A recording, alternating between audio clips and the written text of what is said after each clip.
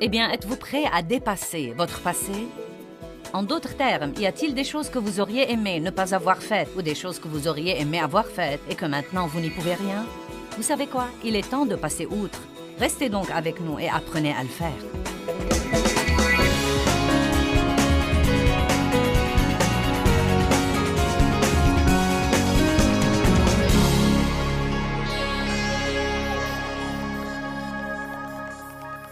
Proverbe 4, 23 dit « Garde ton cœur plus que toute autre chose, car de lui viennent les issues de la vie. » Cela nous donne une responsabilité. Il ne dit pas que quelqu'un d'autre doit garder mon cœur. Il dit « Garde ton cœur plus que toute autre chose.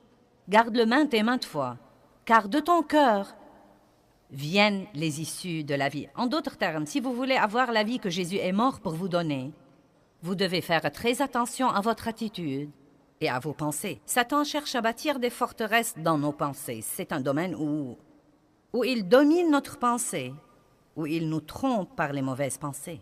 Nous sommes censés renverser toutes ces forteresses. Nous avons des armes, nous sommes dans une guerre. Nos armes ne sont pas des armes naturelles. Vous ne pouvez pas vaincre l'ennemi en l'étranglant. Vous ne pouvez pas vaincre le diable en le liant, en l'emprisonnant. Toutes les armes efficaces que nous avons contre le diable sont des armes que nous ne pouvons pas voir. Les choses spirituelles sont des choses réelles, mais nous ne pouvons pas les voir. Une de ces armes est la parole de Dieu. Vous ne saurez même pas si le diable vous ment si vous ne connaissez pas la parole. La louange et l'adoration est une arme contre l'ennemi. Et nous devons, j'ai dit hier que nous devons penser moins et remercier plus. En d'autres termes, nous devons être plus reconnaissants et exprimer notre reconnaissance. Mais au lieu de trop penser, nous pensons parfois d'une façon excessive.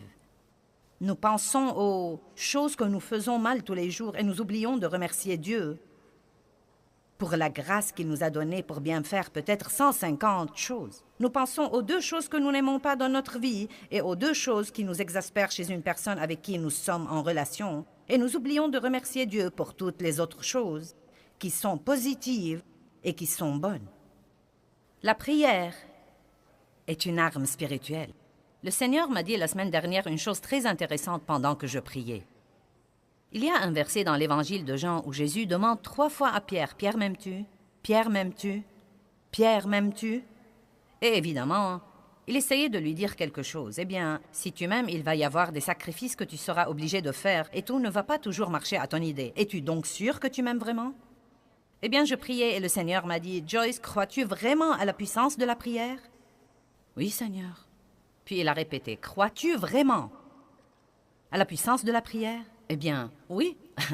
« Joyce, crois-tu vraiment à la puissance de la prière? » Au moment où je l'ai entendu me le dire 3 fois, j'ai su que le Seigneur essayait de me dire que la prière est probablement beaucoup plus puissante que nous ne le croyons et que nous ne le comprenons. La prière devrait toujours être notre première ligne de défense. Et si nous croyons vraiment à la puissance de la prière, comme nous aimons penser que nous croyons, nous n'essayerons pas tout ce que nous pouvons essayer avant de dire « Je crois qu'il n'y a plus rien que je puisse faire à part la prière. » Donc là encore, quand un problème se pose dans notre vie, nous devons penser moins et prier plus, car ce que nous faisons, c'est que nous essayons de le résoudre en raisonnant. Nous entrons dans notre pensée et nous essayons de trouver ce que nous pouvons faire pour résoudre ce problème. Et la vérité est que si l'Éternel ne bâtit la maison, ceux qui la bâtissent travaillent en vain. Et donc, quel que soit ce que nous essayons de faire, si nous ne mettons pas Dieu au courant de notre situation par la prière, car la prière ouvre la porte à Dieu pour intervenir et travailler, le diable fera à son idée dans nos vies. L'obéissance est une guerre spirituelle. Soumettez-vous à Dieu, résistez au diable et il fuira. Et là encore, nous pensons trop parfois à ce que Dieu nous dit de faire et nous pouvons nous en dissuader. Nous devons obéir et non pas voter sur ce que Dieu dit. Marcher dans l'amour est une guerre spirituelle.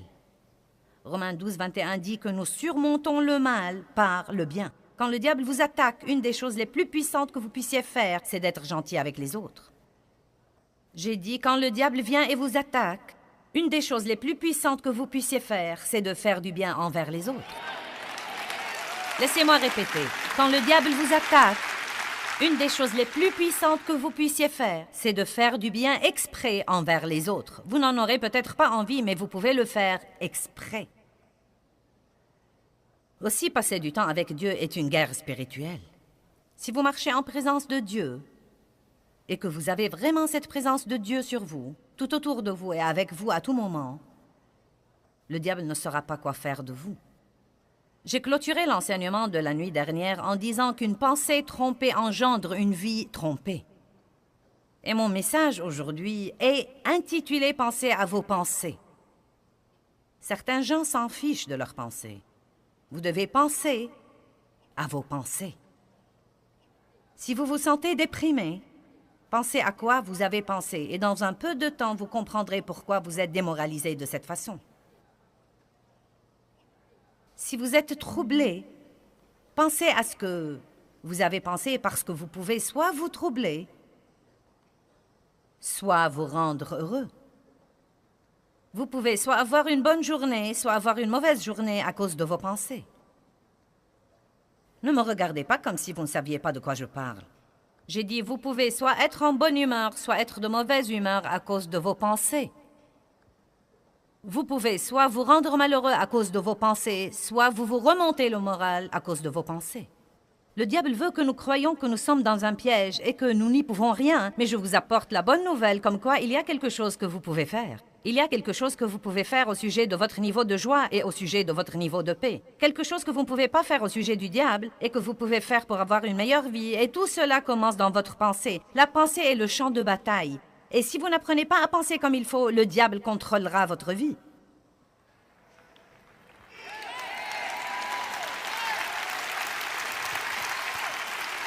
Une pensée trompée engendre une vie trompée. Qu'est-ce que la tromperie? La tromperie veut dire que le diable vous ment et que vous le croyez. Ou que l'ennemi qui travaille par une autre personne vous ment et que vous le croyez. Amen? Vous ne devez pas être trompé.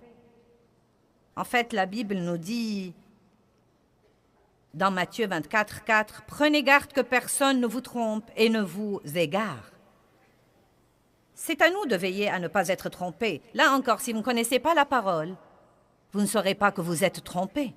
Mon père a abusé de moi sexuellement dans mon enfance pendant de nombreuses années, et donc, le diable a bâti beaucoup de forteresses dans ma pensée. Eh bien, tu auras toujours une vie inférieure, car tu es maintenant une marchandise sale et usagée. Puis j'ai découvert là-dedans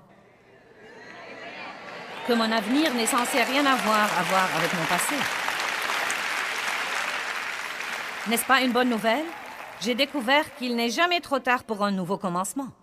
Jamais trop vieux pour prendre un nouveau départ.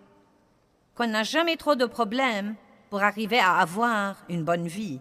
Mais avant de savoir ce qu'il y avait là-dedans, je ne savais pas que je croyais un mensonge.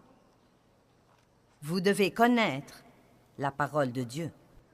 Dans Genèse chapitre 3, 1 à 6, nous voyons qu'Ève a été trompée par les mensonges de Satan. Quand le diable veut un accès à votre vie, il commence à dire à votre pensée des choses qui ne sont pas vraies. De petites suggestions. Parfois, elles n'ont même peut-être pas l'aspect d'un mensonge, elles sont juste une petite déformation de la vérité. Et c'est toujours en fait un mensonge. Mais nous ne nous rendons pas compte parfois que ces choses-là sont des mensonges. Vous voyez, que lui a-t-il dit? Eh bien, Dieu vous a-t-il réellement dit? Le ton même de la voix, mais un point d'interrogation. Pourquoi Dieu a dit que vous ne pouviez pas avoir ça? Qu'essaye Dieu de vous refuser? Qu'y a-t-il là-dedans qui serait très amusant et dont Dieu essaye de vous priver? Peut-être que si vous faites ça, il y aura quelque chose que vous pouvez avoir ou que vous pouvez savoir et que vous ne savez pas. Savez-vous qu'a fait Ève? Elle a pensé aux paroles du diable. Et je crois qu'au début, Ève savait dans son cœur que c'était mauvais, car la première chose qu'elle a dite était « Oh non !» Dieu a dit que nous ne pouvions pas faire ça. Et il a joué avec sa pensée, et elle a ensuite commencé à bien penser à ce qu'il disait, et cela avait l'air raisonnable. Puis-je vous dire quelque chose? La foi est déraisonnable parfois. Ce que Dieu nous demande ou nous mène à faire est très déraisonnable parfois. Parfois, ce que Dieu nous demande de faire n'est pas toujours ou il n'est même pas normalement logique. C'est pourquoi nous devons penser avec la pensée de l'esprit et non pas penser avec la pensée de la chair. Et là encore, parfois, vous pensez à l'excès alors que vous devez demander à votre cœur. Arrêtez de vivre par le raisonnement et demandez à votre cœur si vous voulez avoir des réponses justes sur ce que vous devez faire. Peut-être que Dieu veut que vous quittiez un travail et allez en trouver un autre, car ce travail est très exigeant et qu'il vous vole votre famille, et vous vole votre santé, et vous vole votre vie spirituelle. Et peut-être que Dieu vous dit de le quitter et d'aller chercher et en trouver un autre, mais votre pensée entre en action. Et ça alors? Et si? Et ça alors? Et si? Et ça alors? Et si? Et donc, que faisons-nous? Nous passons notre vie à nous occuper de nous-mêmes et nous sommes gênés au-dedans de nous parce que nous n'obéissons pas au Saint-Esprit de Dieu.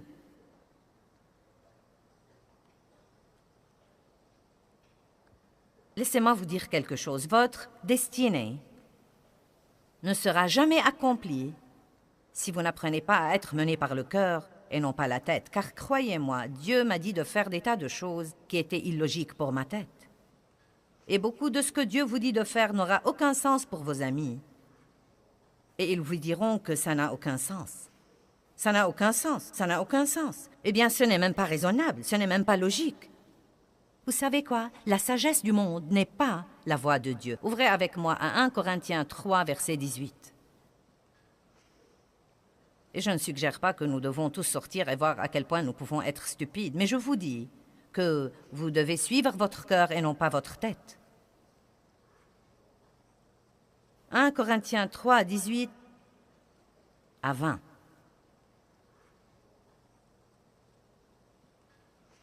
Verset 18. Que nul ne s'abuse lui-même. J'aime vraiment ça. Que nul ne s'abuse lui-même.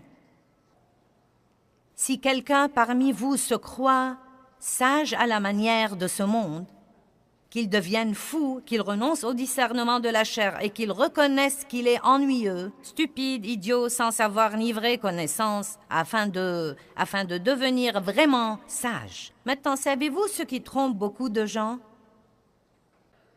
La connaissance de ce monde. Et je ne dis pas de ne pas s'instruire, mais soyez aussi assez sage pour savoir que tout ce que vous lisez dans un livre n'est pas vrai et que tout ce qu'un enseignant vous dit n'est pas vrai. On n'enseigne pas la création à l'école. On n'enseigne pas la foi à l'école. On n'enseigne pas la croyance en Dieu à l'école. Nous avons deux sources de sagesse. La sagesse du monde et le livre le plus sage qui ait jamais été écrit. Et je sais qu'il est vrai. Vous savez comment je sais qu'il est vrai? Parce que ceci marche et cela ne marche pas. Tout ce que vous devez faire, c'est de regarder tous les gens qui suivent la sagesse du monde en ce moment et vous voyez ce qui arrive réellement dans notre société. Tout se détruit. Mais la Bible dit que ceux qui croient la parole de Dieu et qui marchent dans la justice brilleront dans l'obscurité comme les lumières brillantes et comme des étoiles et des phares. Amen. Nos vies devraient toujours refléter la vérité de la parole de Dieu. Et tout ce que vous devez faire, c'est de marcher dans la parole de Dieu. Et dans peu de temps, les gens commenceront à voir une immense différence entre vous et tous les autres, que vous n'aurez même pas besoin de leur casser les oreilles avec votre Bible pour accepter le Christ. Ils viendront à vous et voudront savoir ce que vous avez et qu'ils n'ont pas.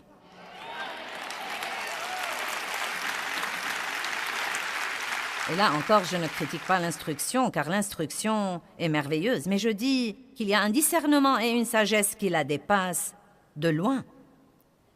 Verset 19. Car la sagesse de ce monde est folie, absurdité et stupidité devant Dieu. Car il est écrit, celui qui prend les sages dans leur propre ruse. Et encore, le Seigneur connaît les pensées et les raisonnements des sages humainement, et c'est dans sa sagesse qu'ils sont vraiment vains. Vous savez, l'une des choses très trompeuses, c'est de penser que nous savons tout. De penser que nous savons tout. Par exemple, aujourd'hui, quand vous avez appris que j'allais enseigner sur le champ de bataille de la pensée, vous avez dit « Oh, j'ai déjà lu ce livre-là ». Mais vous savez quoi? Tout ceci est signe que vous pensez déjà que vous savez tout et qu'il ne vous reste rien à apprendre là-dessus. Nous devons nous rendre compte, j'ai besoin de ça. J'ai besoin de ça. J'ai besoin de ça. Parle-moi, Joyce. Parle-moi, Seigneur. Parle-moi. J'ai besoin de ça et de cette aide-là. Vous savez, nous devons toujours être ouverts à ce que Dieu veut nous enseigner. Amen. Je vous prie d'ouvrir avec moi à Romains 12.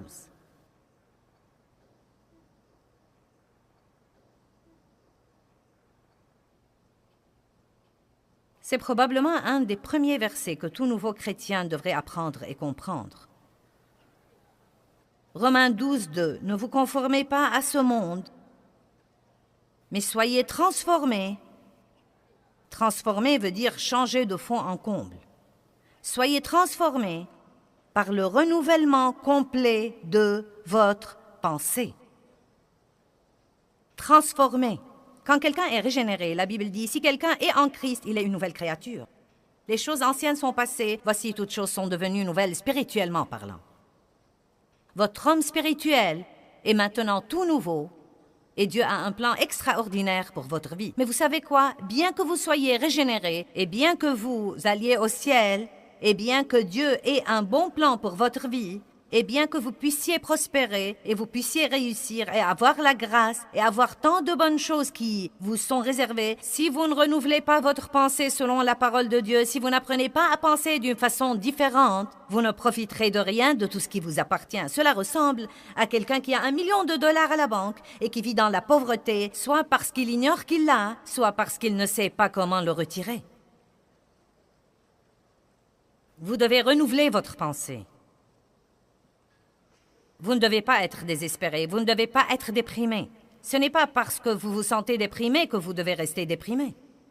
Ce n'est pas parce que vous avez commis une erreur que c'est la fin du monde. Vous n'êtes pas dératé parce que vous échouez. Vous devenez dératé quand vous arrêtez d'essayer. Mais vous voyez, ce n'est que quand j'ai commencé à lire la Bible que j'ai appris toutes ces choses-là. Alléluia. Ne vous conformez pas à ce monde, ne pensez pas comme le monde, n'agissez pas comme le monde, ne désirez pas ce que le monde désire, mais soyez transformés, complètement changés. Vous savez qu'une chenille se transforme en un beau papillon. C'est la meilleure analogie que nous puissions donner. Qui dirait jamais avoir un beau papillon qu'il puisse venir d'une chenille? Et beaucoup d'entre vous, comme moi, étaient des chenilles et deviennent des papillons. Mais il faut une transformation. Il faut un changement intérieur. Quelque chose doit se produire à l'intérieur de vous avant qu'il ne se manifeste à l'extérieur de vous. Aussi sauvés que vous soyez, si vous pensez toujours comme des pécheurs, vous n'aurez jamais une bonne vie. Soyez transformés par le renouvellement complet de votre pensée. Pensez différemment à propos de votre argent. Les pécheurs ne pensent pas à donner leur argent. Vous devez penser comme des croyants. Levez-vous tous les jours et pensez exprès, comment pourrais-je être une bénédiction à quelqu'un d'autre? Eh bien, croyez-moi, je ne pensais pas comme ça autrefois. Je pensais comment je pourrais amener tout le monde à faire ma volonté toute la journée. Mais j'ai eu un changement de pensée, et parce que j'ai eu ce changement, j'ai eu un changement de vie. Maintenant, je pense exprès que tout le monde dise exprès. La bonne nouvelle que j'essaye de vous apporter, c'est que vous n'êtes pas obligé de penser et de méditer et de tourner et de tourner et de retourner tout ce qui vous passe par l'esprit. Si vous connaissez la parole, quand une pensée destructive pour votre vie vous passe par l'esprit, vous le saurez sûrement, vous rejetterez cette pensée et vous pourrez ensuite penser à une bonne chose exprès, et quand vous faites ça, il produira du bon fruit dans votre vie. Avant que je n'apprenne ça, je me réveillais et j'ignorais que je pouvais choisir mes pensées, et donc le diable venait et me remplissait l'esprit de pensées égocentriques et égoïstes. Il y avait des jours où je m'allongeais sur mon lit et où je me fâchais contre tout le monde avant même de sortir du lit. Allez, vous savez exactement à quoi je pensais. Je pensais à tout ce que Dave a fait hier et que je n'ai pas aimé, et à tout ce qu'il allait faire aujourd'hui et que je ne vais pas aimer. Et j'avais déjà tout planifié pour que quand il le fera, je saurai ce que j'allais lui dire. Nous avons eu 5 querelles avant même que je ne pose mes pieds sur le plancher. Et j'étais vexée avant même de me lever. Vous pouvez vous vexer émotionnellement. Vous pouvez vous attirer des douleurs physiques à cause de vos propres pensées. Alléluia. Oh, quel changement de vie que de se réveiller le matin maintenant. Et la première chose que je dis, merci Seigneur pour ce jour. Merci Dieu pour m'avoir permis de jouir de ce jour que tu m'as donné. Merci pour ma famille et mes enfants. Merci pour m'avoir permis d'être dans le ministère. Montre-moi les moyens dont je peux être une bénédiction aux autres aujourd'hui.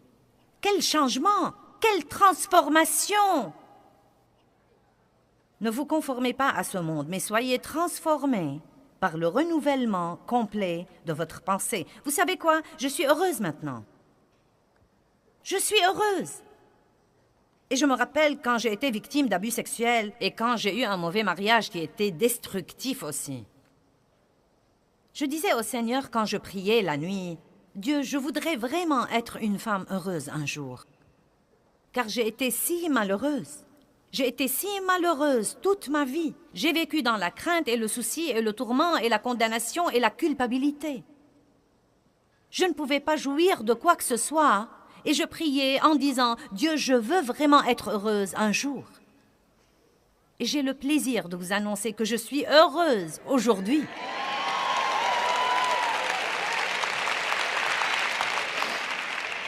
Et je suis même plus contente de vous annoncer que mon bonheur n'est pas basé sur les circonstances. Parce que ce n'est pas vraiment le bonheur, c'est la joie du Seigneur. Mais vous savez quoi? Je pourrais m'attirer une mauvaise humeur par mes pensées.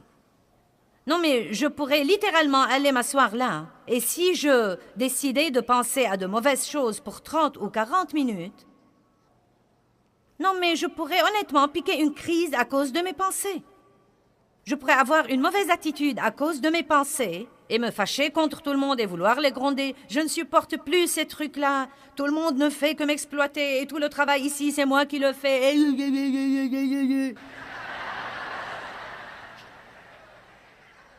Écoutez-moi, vous pouvez vous aider vous-même. Certains d'entre vous ne devraient plus avoir les mauvais jours qu'ils avaient. Vous n'êtes pas obligé de passer vos jours dans la dépression et le désespoir et l'amertume et le ressentiment. Mais si vous continuez à vivre en attendant qu'une chose miraculeuse se produise quelque part, ou qu'un autre pasteur célèbre arrive en ville et vienne vous saluer de sa petite main chaude, je suis là ce soir pour vous dire la vérité. Vous pouvez résoudre vos problèmes en prêtant attention à la parole de Dieu et en l'appliquant à votre vie. Mais rien ne changera dans votre vie si vous ne changez pas votre pensée. Si vous avez des pensées puantes, vous aurez une vie puante. Laissez-moi le dire à nouveau et vous le faire comprendre. Je dois répéter ceci plusieurs fois parce que c'est une nouvelle, toute nouvelle pour nous parfois. Croyez-moi, vous ne devez pas penser à tout ce qui vous passe par la tête. Vous pouvez détruire ces pensées-là. Vous pouvez dire non et vous pouvez aussi exprès remplir votre pensée de quelque chose de bon. Vous pouvez penser à ce que vous voulez vraiment penser.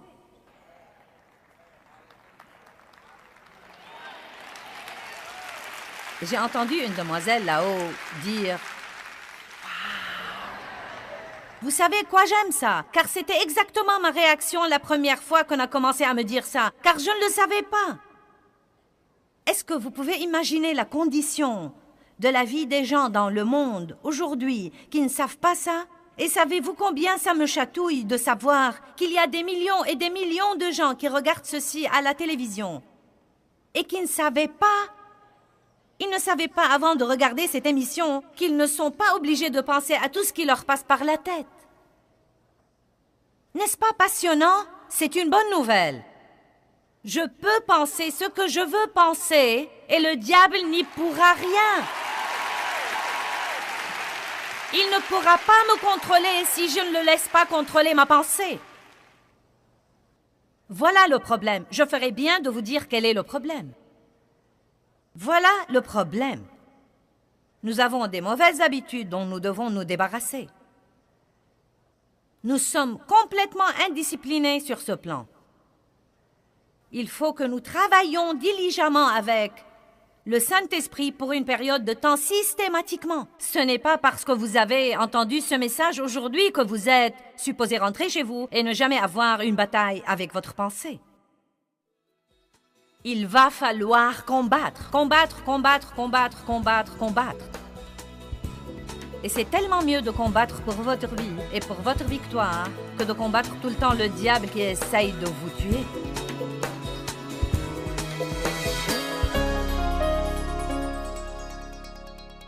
J'avais pendant une grande partie de ma vie ce que j'ai appris à appeler une pensée puante. Et à cause de cela, je disais très souvent « Eh bien, ma vie pue ». Si vous n'aimez pas l'aspect que prennent les choses dans votre vie, vous devez peut-être, vous aussi, changer votre pensée.